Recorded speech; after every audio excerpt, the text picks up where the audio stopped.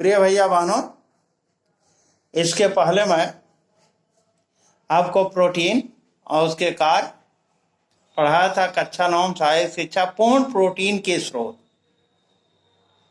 देखो, संतुलित आहार की विशेषताएं होती हैं। सभी किस्म के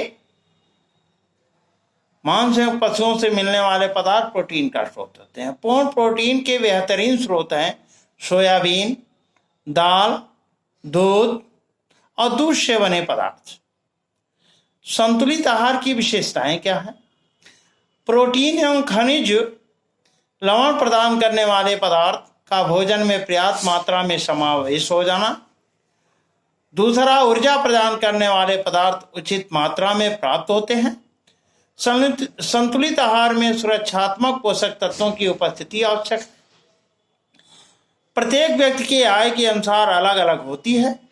प्रत्येक व्यक्ति के व्यवसाय के अनुसार संतुलित आहार अलग अलग होता है। एक सामान्य वर्ग के लिए संतुलित आहार क्या है?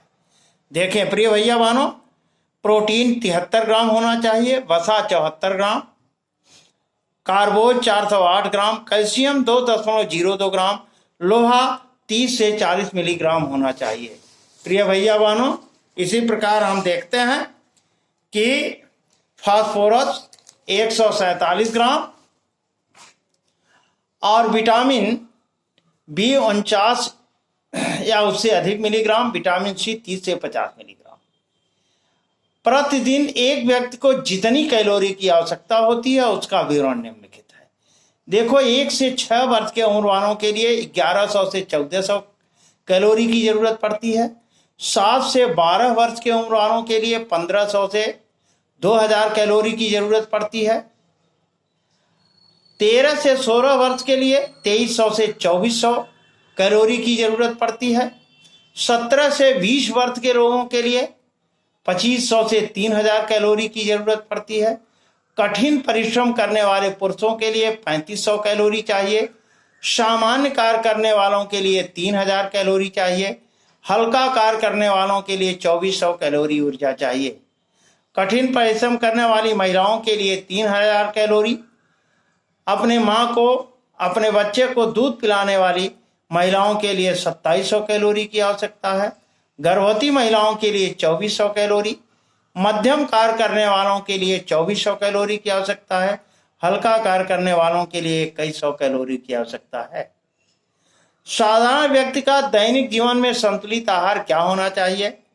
अनाज 400 ग्राम होना चाहिए, दाल 50 ग्राम होना चाहिए, हरी सब्जी 750 ग्राम हो, दूध, दही, पनीर में कोई भी एक चीज 250 ग्राम होना चाहिए।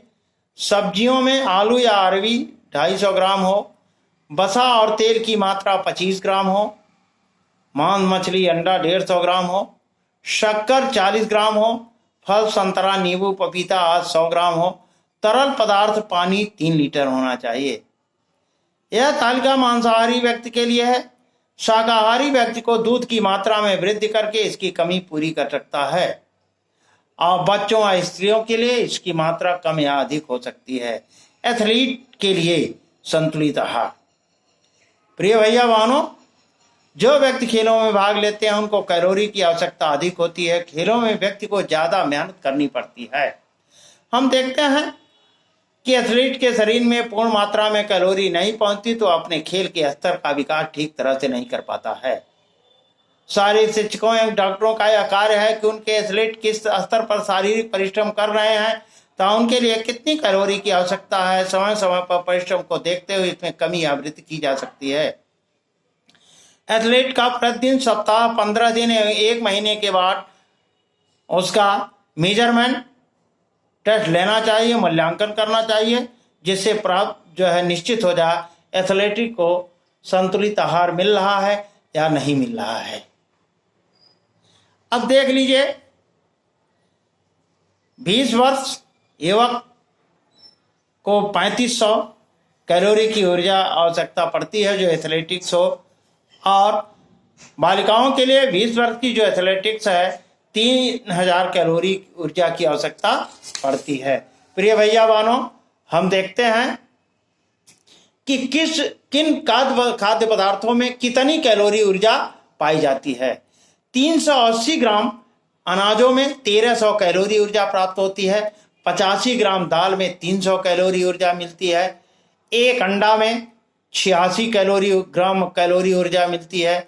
मांस मछली में 85 ग्राम मात्रा में 124 कैलोरी ऊर्जा मिलती है। 210 ग्राम में 300 कैलोरी ऊर्जा प्राप्त होती है। हरी सब्जियां 115 ग्राम में 52 कैलोरी ऊर्जा प्राप्त होती है। आलू चुकंदर 250 175 ग्राम में 60 कैलोरी ऊर्जा की प्राप्त आवश्यकता होती है। इस तरह से प्रत्येक व्यक्ति कितनी कैलोरी ऊर्जा प्राप्त करता है, इस आंकड़े के अनुसार ऊर्जा ग्रहण कर सकता है। जो एथलेटिक्स शारीरिक परिश्रम अधिक करते हैं उन्हें उत्तम भोजन चाहिए जिनमें कार्बोहाइड्रेट अधिक हो, और सामान्य परिश्रम करने वाले के लिए कार्बोहाइड्रेट तथा प्रोटीन बहुत अधिक मात्रा नहीं होनी चाहिए। शरीर के आकार लंबे दुबले शरीर वाले एथलेटिक को अधिक भोजन चाहिए क्योंकि उनके शरीर में कोषाणुओं की संख्या अधिक होती है। उनके चर्म का क्षेत्र अधिक होने के कारण उनके शरीर को अधिक ताप की आवश्यकता होती है। परंतु जो एथलेटिक छोटे और मोटे आकार के होते हैं उनके शरीर में कोषाणुओं की संख्या कम होती है, उनको कम भोजन की जरूरत पड़ती है। युवा अवस्था वाले एथलेटिक को प्रौढ़ अवस्था वाले एथलेटिकों की अपेक्षा अधिक आहार की आवश्यकता होती है। जो प्रौढ़ हैं उन एथलेटों के शरीर की वृद्धि रुक जाती है, इनके अंदर रासायनिक क्रियाएं भी कम होने लगती हैं। युवा अवस्था में जितने अच्छे परिणाम दे सकते हैं उतने अच्छे परिणाम एथलेटिक्स प्रौढ़ावस्था में नहीं दे सकते। पुरुष एथलीटों की अपेक्षा महिला एथलीटों को कम आहार की आवश्यकता होती है क्योंकि महिला एथलीट कद और शरीर का भार पुरुष एथलीट से कम होता है और उन्हें परिश्रम भी कम करना पड़ता है। प्रिय भैया बहनों, आज के लिए बस इतना ही।